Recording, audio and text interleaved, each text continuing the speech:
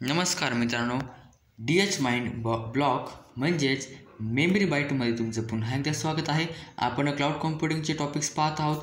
त्याच्यापैकी पार्ट 4 आता आपला चालू आहे. त्याच्यापैकी आपला पहिला क्वेश्चन आहे व्हर्च्युअलायझेशन. व्हर्च्युअलायझेशन काय असतं की व्हर्च्युअलायझेशन एक creation virtual version of something like hardware software असं ते असतं. म्हणजेच एक व्हर्च्युअल जे की आपल्याला दिसत नाही पण ते असतं, जसं की हार्डवेअरचं, ऑपरेटिंग सिस्टमचं, सर्व्हरचं किंवा रॅमचं असं बनवणं, व्हर्च्युअल व्हर्जन बनवणं, त्यालाच आपण व्हर्च्युअलायझेशन म्हणतो. आणि ते आपण वापरू शकतो, प्रत्येकाला अलोकेट करून ते आपण वापरू शकतो. ठीक आहे.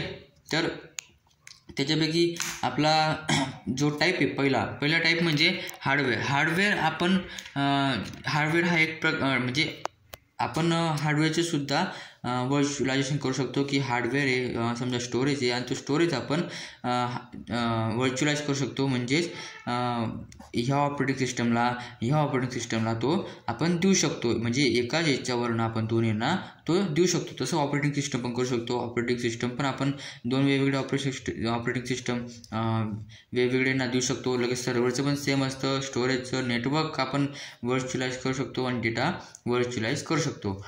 नंतर आपला व्हर्च्युअल मशीन प्रोव्हिजनिंग म्हणजे व्हर्च्युअल मशीन जे असतं. व्हर्च्युअल मशीन म्हणजे काय की एक व्हर्च्युअल इन्व्हायरमेंट क्रिएट करणं आणि त्याच्यात आपण काहीतरी काम करतो.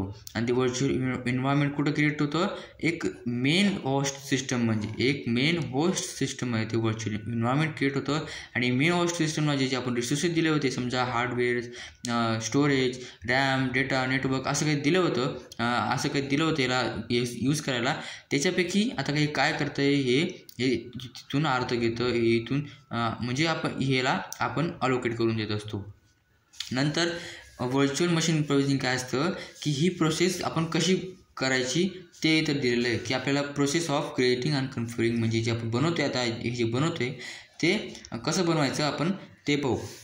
जसं की व्हर्च्युअल मशीन प्रोव्हिजनिंगमध्ये आपण पाहिलं की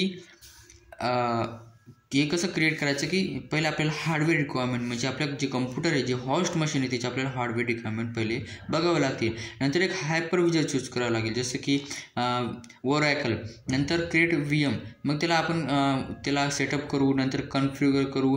नंतर मग इन्स्टॉल ऑपरेटिंग सिस्टम जे कन्फिगर झालं ओरॅकल किंवा व्हर्च्युअल बॉक्स कन्फिगर झाला, नंतर आपण त्याच्यामध्ये लिनक्स इन्स्टॉल करू शकतो, विंडोज इन्स्टॉल करू शकतो. नंतर विंडोज लिनक्स इन्स्टॉल केले, नंतर त्याच्यामध्ये आपण दुसऱ्या प्रकारचे ॲप्लिकेशन इन्स्टॉल करू शकतो. आणि नंतर एवढं सगळं झालं, नंतर आपण त्याला कन्फिगर सिक्युरिटी सेटिंग्स आपण त्याच्यात करू शकतो. ठीक आहे. नंतर आपलं रिस्क ऑफ वेंडर लॉकिंग काय असतं की म्हणजे तुमचं जी सर्व्हिसेस देतं आहे एखादं प्रोव्हायडर आणि ते सर्व्हिसेस तुम्हाला देतं आहे आणि तुम्हाला त्याच्या एक सर्व्हिसेस आवडल्या नाही किंवा त्यांनी प्राइसेस वाढवून दिल्या आणि तुम्हाला आता नाही मला तुझं नाही घ्यायचं, तुझी सर्व्हिसेस नाही घ्यायची, मला दुसऱ्याचे घ्यायचे आहेत. मला आता समजा तुम्ही गुगलचं घेत होते, आता तुम्हाला ॲमेझॉनचे घ्यायचे आहेत, म्हणून तुम्ही आता इथं स्विच करणार. तर तुम्हाला काय करावं लागेल, तुमचा या सर्व्हरतून डेटा या सर्व्हरला ट्रान्सफर करावा लागेल. मग हे करणं खूप कठीण काम असतं, कारण इथं फक्त डेटाच नाही तर वेगवेगळ्या गोष्टींचं पण कन्सिडर होत असतात. जसं की जर तुम्ही सिंगल आणि मल्टिपल क्लाउड आपण मागे पाहिलं तर काय असतं. सिंगल क्लाउड म्हणजे जर तुम्ही सिंगल क्लाउड घेतलं आहे, फक्त सिंगल क्लाउड. मल्टिपल क्लाउड पाहिलं आपण, सिंगल क्लाउडने पाहिले. मल्टिपल क्लाउड काय असतं आपल्याला माहिती आहे. सिंगल क्लाउड म्हणजे फक्त एकच हे असते प्रोव्हायडर आणि त्याच्याकडनं आपण सर्व्हिसेस घेत असतो. आणि मल्टिपल क्लाउड म्हणजे काय, मल्टिपल प्रोव्हायडर असतात आणि त्याच्यापासून आपण सर्व्हिसेस घेत असतो. ठीक आहे. तर सिंगल क्लाउडमध्ये याच्यामध्ये वेंडर लॉकिंगचं रिस्क जास्त वाढून जातं आणि याच्यामध्ये वाढत नाही, कारण याच्यामध्ये ही सर्व्हिस मला याची पटते म्हणून ही मी घेऊन घेतली, याच्यामधून हे आवडते म्हणून ही घेऊन घेतली, याच्यामधून ही घेतली, असं ते मल्टिपल क्लाउड असतं. याच्यात रिस्क कमी होऊन जातं मल्टिपल क्लाउडमध्ये. ठीक आहे. तर आपला पुढचा पॉईंट असणार आहे types of vendor locking in risk. म्हणजे जे आपण वेंडर लॉकिंग रिस्क पाहिले, जे मागे आपण रिस्क पाहिले की स्विच करताना खूप अडचणी येतात, त्या अडचणी काय काय आहेत आणि किती त्या अडचणी ते आपण बघू. त्या अडचणी काय काय आहेत बुवा.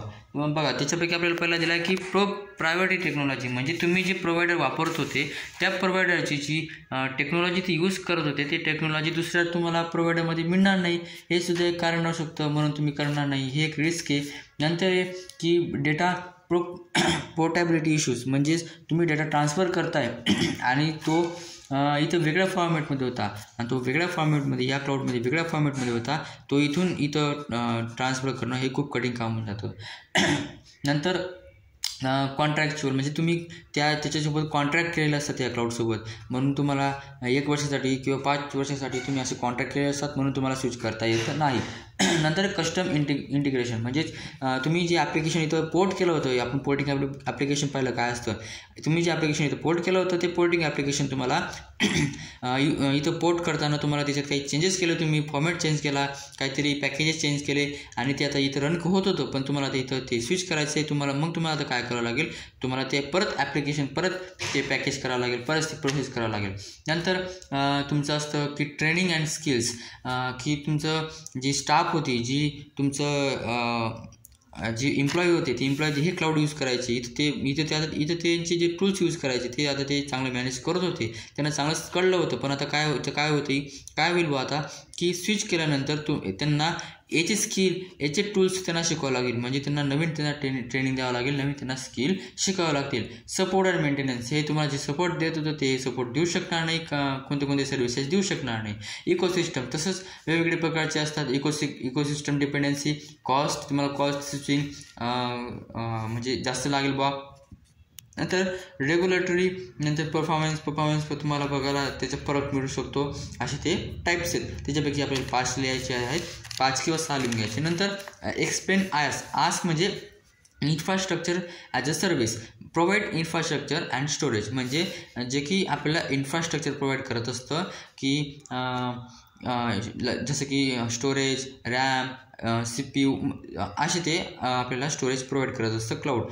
ते आस हे एक सर्व्हिस आहे क्लाउडची, ठीक आहे. तर त्याच्यामध्ये तुम्ही बघू शकता की याच्यामध्ये तुम्हाला ते सर्व्हर स्पेस देऊन देतं, म्हणजे तुम्ही जर आस घेतलं आणि तुम्ही त्याच्यामध्ये तुम्हाला ते तुमच्यासाठी सर्व्हर स्पेस देऊन देईल, तुम्हाला नेटवर्क कनेक्शन देईल आणि तुमची जी बिझनेस चांगलं वाढेल बा. नंतर याच्यामध्ये काय असतं, याच्यामध्ये 2 तुम्हाला क्लाउडचे टाईप्स बघायला मिळतात, एक पब्लिक आणि प्रायव्हेट. पब्लिक आणि प्रायव्हेटचे 2 कंबाईन होऊन काय बनतं आपण पाहिलं होतं, हायब्रिड क्लाउड हे बनत असतं.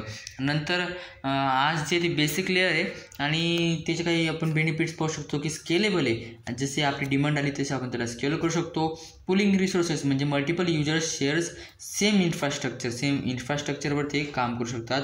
नंतर सेल्फ सर्व्हिस प्रोव्हिजनिंग म्हणजे मॅनेज इन्फ्रास्ट्रक्चर ते काम करत असतं. आणि पे पर यूज प्राइसिंग म्हणजेच ते की आपण जशी प्राईस दिली तसं ते आपल्याला सर्व्हिसेस देत असतं. नंतर मॅनेजर सर्व्हिसेस म्हणजेच युजर हा रिस्पॉन्सिबल असतो for the managing services like operating system, applications, data, hosted असं. नंतर स्टोरेज बॅकअप आणि रिकव्हरी, स्टोरेज बॅकअप ते करून आपल्याला ती एक सर्व्हिस चांगली देत असतं, जेणेकरून स्टोअर आणि बॅकअप होत राहील. की स्टोरिंग अँड बॅकअपिंग डेटा ते देत असतं. प्लॅनिंग फॉर रिकव्हरिंग डेटा देत असतं फ्रॉम द डिझास्टर.